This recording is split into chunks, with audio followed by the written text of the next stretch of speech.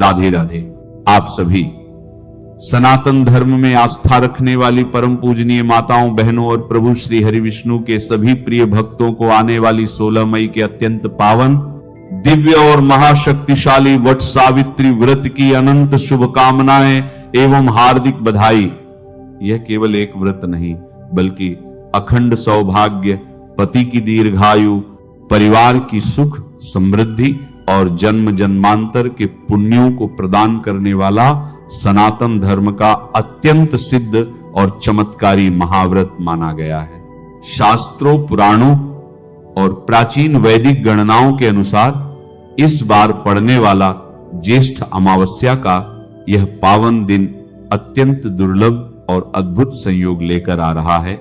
ग्रहों की रहस्यमयी चाल, शुभ योगों का निर्माण और अमावस्या की दिव्य ऊर्जा इस वट सावित्री व्रत को और भी अधिक प्रभावशाली बना रही है। यही कारण है कि सनातन धर्म में इस व्रत को सुहागिन महिलाओं के लिए अखंड सौभाग्य का सबसे महान व्रत माना गया है। धार्मिक मान्यताओं के अनुसार इसी पावन दिन सती सावित्री ने अपने अटल पातिव्रत्य, तपस्या और असीम प्रेम के बल पर स्वयं मृत्यु के देवता यमराज को भी झुका दिया था और अपने पति सत्यवान के प्राण पुनः प्राप्त कर लिए थे। तभी से यह व्रत नारी शक्ति, पतिव्रता धर्म, अखंड सौभाग्य और अटूट वैवाहिक प्रेम का सबसे बड़ा प्रतीक माना जाता है। कहते हैं कि जो सुहागिन स्त्री श्रद्धा, विश्वास और सच्चे मन से यह व्रत करती है, उसके जीवन में सुख, शांति, सौभाग्य, पति की लंबी आयु, धन धान्य और अपार खुशियों का आगमन होता है। लेकिन ध्यान रखिए, यह व्रत जितना पुण्यदायी और चमत्कारी माना गया है, उतना ही नियमों और सावधानियों से भी जुड़ा हुआ है। शास्त्रों में स्पष्ट बताया गया है कि इस अत्यंत ऊर्जावान और सिद्ध दिन कुछ विशेष प्रकार की गलतियां व्यक्ति के जीवन में नकारात्मक प्रभाव भी ला सकती हैं। इसलिए इस व्रत को करने से पहले सही नियम, सही विधि और आवश्यक सावधानियों को जानना अत्यंत आवश्यक हो जाता है। वट सावित्री व्रत किन लोगों को भूलकर भी नहीं करना चाहिए, इस दिन कौन कौन से कार्य पूर्ण रूप से वर्जित माने गए हैं, कौन सी गलतियां देवी लक्ष्मी, भगवान विष्णु, ब्रह्मा जी और स्वयं वट वृक्ष में निवास करने वाले देवों के देव महादेव को क्रोधित कर सकती हैं, और आखिर कौन से उपाय इस पावन दिन आपके जीवन में सुख, समृद्धि और अखंड सौभाग्य का अमोघ आशीर्वाद ला सकते हैं। अगर आपने अनजाने में भी या किसी के झूठे दिखावे और अंधी होड़ में आकर इन अत्यंत महत्वपूर्ण और कड़े नियमों को तोड़ा या इनका अपमान किया, तो आपके खुशहाल और हंसते खेलते घर में आपके जीवन में आएगी ऐसी भयानक गरीबी, ऐसा भयंकर और कभी न खत्म होने वाला क्लेश तथा ऐसी दारुण कंगाली जिससे आपको और आपके पूरे परिवार को पूरे जीवन भर दर दर की ठोकरें खानी पड़ेंगी और अपने ही कर्मों पर खून के आंसू सुखाने पड़ेंगे। हमारे महान, शाश्वत और सनातन हिंदू धर्म तथा अत्यंत प्राचीन वैदिक परंपराओं में वट सावित्री का यह व्रत किसी भी सुहागिन महिला के लिए उसके स्वयं के प्राणों से, उसके वजूद और उसके अस्तित्व से भी अधिक प्रिय, पावन, श्रेष्ठ और महत्वपूर्ण माना गया है। यह व्रत केवल भूखे और प्यासे रहने का या शरीर को सुखाने का नाम बिल्कुल भी नहीं है, बल्कि यह ईश्वर के प्रति असीम प्रेम, पतिव्रता धर्म के अटूट विश्वास और भक्त तथा भगवान के उस जन्म जन्मांतर के पवित्र बंधन का एक महान उत्सव है, जिसे साक्षात स्वर्ग के देवता भी हाथ जोड़कर नमन करते हैं। हमारे अत्यंत पवित्र शास्त्रों, वेदों, पुराणों और महान धर्म ग्रंथों में इस बात की भी बहुत ही सख्त, अत्यंत स्पष्ट और बहुत ही कड़ी मनाही की गई है कि कुछ विशेष शारीरिक, मानसिक अवस्थाओं और विषम परिस्थितियों में भक्तों को यह महाव्रत अपने स्वप्न में भी करने का विचार अपने मन में नहीं लाना चाहिए। सबसे पहले हम बहुत ही विस्तार और शास्त्रों के अचूक प्रमाण के साथ यह जानेंगे कि वह कौन से लोग या सुहागिन महिलाएं हैं जिन्हें यह व्रत भूल कर भी नहीं करना है। हमारे सनातन धर्म के परम पवित्र शास्त्रों और महान धर्म ग्रंथों में सबसे पहले उन माताओं और बहनों को यह व्रत रखने की अत्यंत सख्त और सबसे कड़ी मनाही की गई है जो गर्भवती हैं या गर्भावस्था में हैं।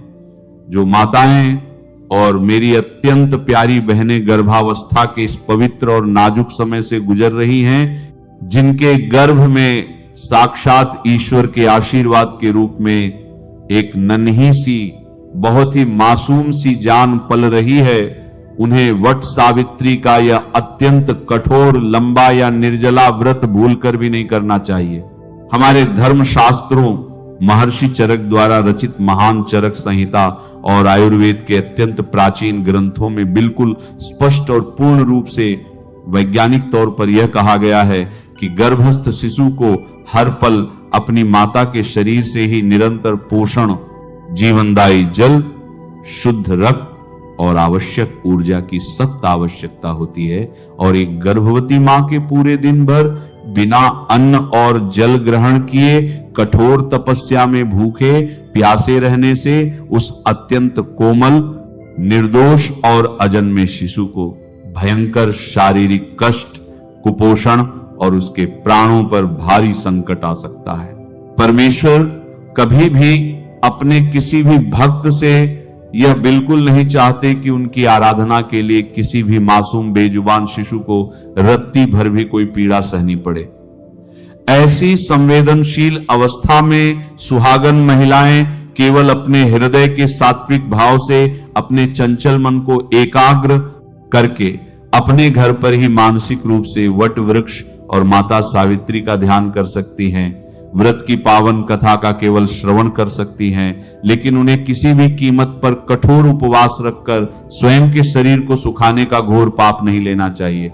इसी अत्यंत रहस्यमयी और ज्ञानवर्धक श्रृंखला में आगे उन लोगों का बहुत ही स्पष्ट वर्णन आता है जो किसी भयंकर, बहुत ही लंबी या गंभीर बीमारी से ग्रसित हैं, जिनका शरीर किसी भयानक रोग, तेज ज्वर या बहुत अधिक कमजोरी के कारण अत्यंत दुर्बल और कृशकाय हो चुका है, या जो प्राण रक्षक दवाइयों का सेवन कर रहे हैं। शास्त्रों में बार बार यही कहा गया है कि शरीर माध्यनं खलु धर्म साधनम, अर्थात यदि आपका शरीर ही पूरी तरह से स्वस्थ नहीं, यदि आपका शरीर को पूरी तरह से स्वस्थ नहीं है, तो आपको अपनी इस दुर्लभ देह को व्यर्थ का भारी कष्ट देकर हठपूर्वक या अत्यंत कठोर व्रत बिल्कुल भी नहीं रखना चाहिए।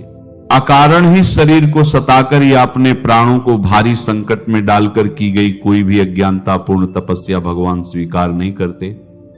ऐसी अवस्था में रहने वाले लोग शुद्ध सात्विक भोजन ग्रहण करके अपनी दवाइयां समय पर लेकर निर्मल मन से केवल कथा का श्रवण कर सकते हैं। कथा में आगे बढ़ते हुए अत्यंत महत्वपूर्ण और ध्यान देने योग्य बात उन सभी सुहागिन महिलाओं पर पूरी सख्ती से लागू होती है जिनके घर परिवार में, उनके कुल में या उनके मायके अथवा ससुराल पक्ष में कहीं भी सूतक या पातक लगा हुआ हो। ऐसे अशुद्ध अवस्था वाले लोगों को भी वट सावित्री का यह परम पावन व्रत भूलकर भी अपनी भूल चूक में भी नहीं करना चाहिए। जब परिवार में किसी नन्हे शिशु का जन्म होता है तो जन्म का सूतक लगता है, और जब दुर्भाग्यवश किसी आत्मीय जन की दुखद मृत्यु हो जाती है तो मृत्यु का पातक लग जाता है। इस निर्धारित और अशुद्ध अवधि में किसी भी देवी देवता की प्रत्यक्ष पूजा करना, व्रत रखना, पवित्र वट वृक्ष को स्पर्श करना या कच्चे सूत का धागा लपेटना पूर्णतः सर्वथा और पूरी कठोरता के साथ वर्जित होता है। सूतक या पातक काल के दौरान घर के संपूर्ण वातावरण में भारी आध्यात्मिक अशुद्धि मानी जाती है, इसलिए इस समय व्रत रखने या पूजा करने से मनुष्य को भारी दोष और भयंकर नरक में ले जाने वाला पाप लगता है। इसके साथ ही सबसे प्रमुख अवस्था उन स्त्रियों की है जो रजस्वला हैं यानी जो स्त्रियां अपने मासिक धर्म के प्राकृतिक चक्र से गुजर रही हैं, उन्हें भी 16 मई को इस अत्यंत पवित्र दिन विशेष सावधानी और नियमों का अत्यंत कठोरता से पालन करना चाहिए। मासिक धर्म के अशुद्ध दिनों में स्त्रियों को किसी भी पवित्र देव, प्रतिमा, वट वृक्ष को प्रत्यक्ष रूप से पूजने या स्पर्श करने की अत्यंत सख्त और बहुत ही कड़ी मनाही है। यदि अचानक से ऐसी स्थिति आ जाए तो महिलाओं को दुखी होने की कोई आवश्यकता नहीं है। वे स्वयं पूजा करने के बजाय किसी अन्य पवित्र स्त्री या परिवार की किसी अन्य सुहागिन महिला से पूरे विधि विधान से संकल्प करवाकर यह पूजा संपन्न करवा सकती हैं और दूर बैठकर एकांत में मानसिक जाप कर सकती हैं। अब हम विस्तार से बात करते हैं उन महिलाओं की जिनका आचरण इस महान व्रत की मूल भावना के बिल्कुल विपरीत है।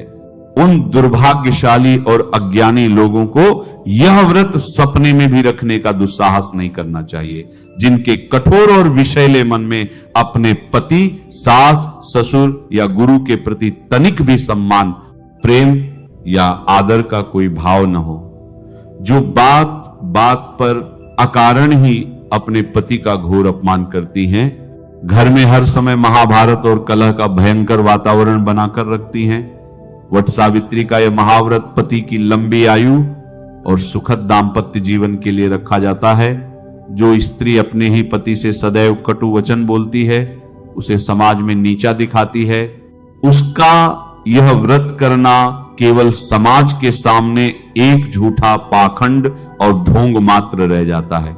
ऐसे विषैले हृदय वाले मनुष्यों का यह झूठा व्रत भगवान कभी स्वीकार नहीं करते। इसके अतिरिक्त वह मूर्ख और अज्ञानी लोग आते हैं जो केवल ईर्ष्या, द्वेष और समाज में अपने सजने संवरने या धन दौलत का झूठा दिखावा करने के लिए यह व्रत रखते हैं।